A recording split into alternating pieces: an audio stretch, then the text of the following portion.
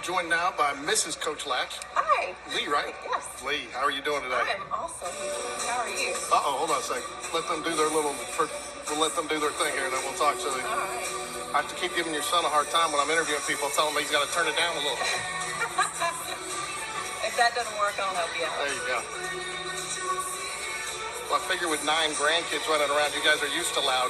We are, but actually William was our loudest middle child. And I guess that's why he was loud, because he was always needing to be heard. But you see how it's paying off now. Yeah. Loves to announce. And you guys could field your own basketball team with 2 on the bench, right? 7 kids? Yes. And now we're almost 9 grandkids. All right, you got 1 more on the way, right? Yes. So amazing. you guys can, a couple of years, you'll be fielding your own full court teams. We'll do it. We'll take it. It's such a blessing. It really is. We never planned to have a big family, but here we are. Well, you guys got a lot of basketball in the family, right? You got Yes. one son as assistant coach up at Lee. Yes. Another one that's an athletic director down at he was up at Lee, and now he's athletic director of Bay County, correct? That's correct. So, You're and doing good. then you got your daughter, who's assistant coach up at UAH. That's correct. You guys were over at so just about every night you guys are doing something basketball. Yes, game all the time. And then lots of travel. I also understand you guys go up on a lot of weekends to go see the boys play up at Lee. We do. We are everywhere. We have another child that coaches at Jackson Prep in Mississippi, so it pretty much is basketball all the time. And even when it's not basketball season, we are thinking basketball. We are preparing, for the next season to come. All of us are, and it's just a family thing. Yeah, but your family, you got an even extended family of, another 30 or 35 kids, right? Because, I mean, you're as heavily into this program as your husband is. I'm telling you what, it has been such a joy in my life to be able to be a coach's wife and support him in his passion and things that he feels called to do and making a difference in the lives of these kids generationally. Like, it's been 32 years that we've had that opportunity. So yeah, and I think your husband and I talked about it a little bit the other day, and I got to think that that's a nice reward for him to go up to Lee and see Zach Gray playing and follow a lot of these guys. And it's one of the things that we asked all the seniors about, and it kind of impressed me.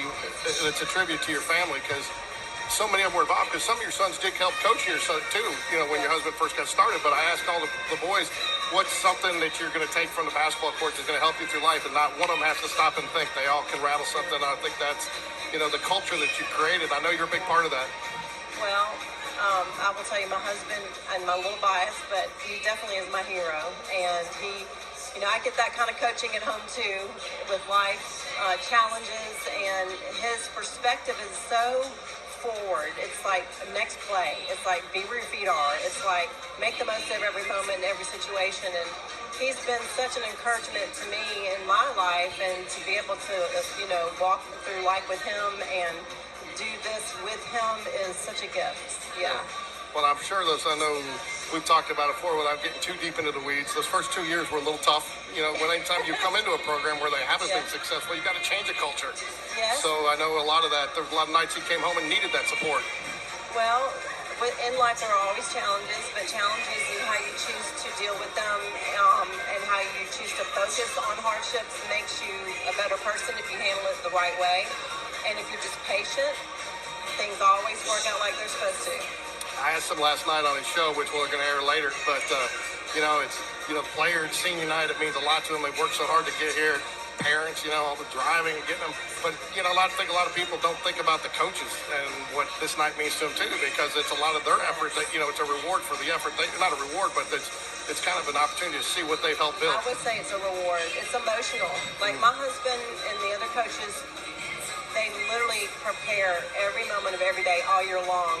And my two favorite events during the year, other than the big games, is senior night and also the banquet at the end of the year. Because you go from senior night to the banquet at the end of the year, and you can see the progression, and it's such a joy and a gift to see these kids just really get it. They just get what we try to pour into them.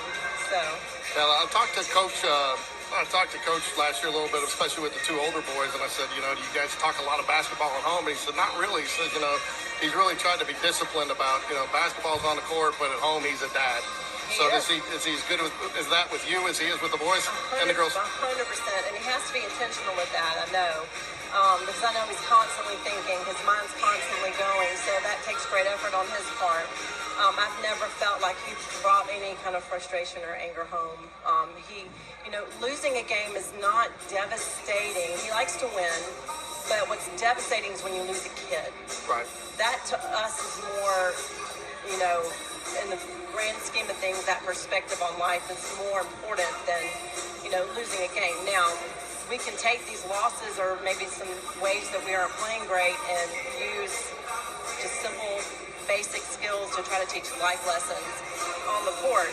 So when they graduate and leave this program, they're coming back saying, Coach, Momma Laatsch, you will not believe how this helped me and how I had to make this hard decision, or how, my mother got cancer and I didn't know how to handle it, but yet what you taught me and how you loved me and how you poured into me on the court helped me in life. And that's the best part of our job. Yeah, and I think one of the things that we talk about a lot too is the culture, and you don't ever feel like these are three teams, freshman, JV, and it's like, it's almost like, and I think because you guys have such a big family, he brings that family atmosphere. Would you agree? Well, I would 100% agree, because every one of these players are our children. Like, we look at them like they're ours. And we've, got 7, so there's lots of different dynamics, temperaments, giftings, talents, abilities, and when you got a team, a basketball team, it's the same thing.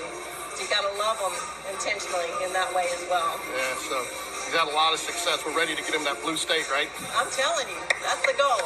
That is the goal. I told everybody, I'm not going to tell you what I'm not going to say, I'm not going to jinx it, but I think, I will tell you that I've been around basketball up here for a long time, and didn't start as early with the boys because my daughters played, but the way, again, I think it was a real tribute to him, the way him and Coach Chase worked together to build a program, both boys and girls, and I think that culture, and he's just a great guy, and he does a lot for his players, and they respect him. It's teamwork, and it's about relationships.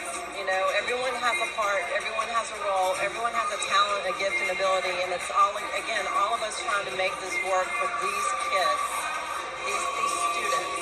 That's what the priority is. And your family even runs deeper. You got Will doing the public address. You got your daughter-in-law, Rachel, who's the bookkeeper up here that's heavily involved. And she is the best. I will tell you, the girls were extremely disappointed years ago when your daughter got the job up at UAH. They loved her coaching when she was here for a period of time. She was great. So she had her first opportunity last night. Her head coach was sick and not able to make the trip down to play against University of Montevallo. So she was the head coach for University of Alabama Huntsville.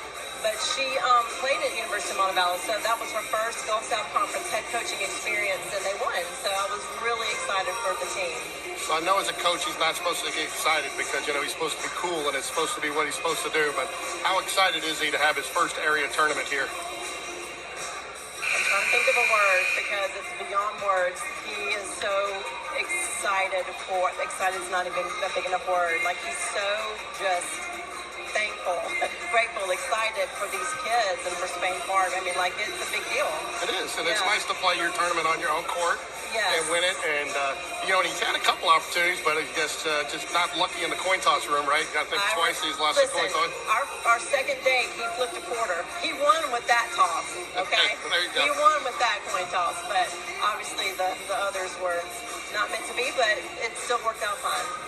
Well, we're going to get ready for the second half here of the girls' game, but please join us again during the area tournament. Definitely. Love talking to you. Thank you. Thanks for joining us. Thank you.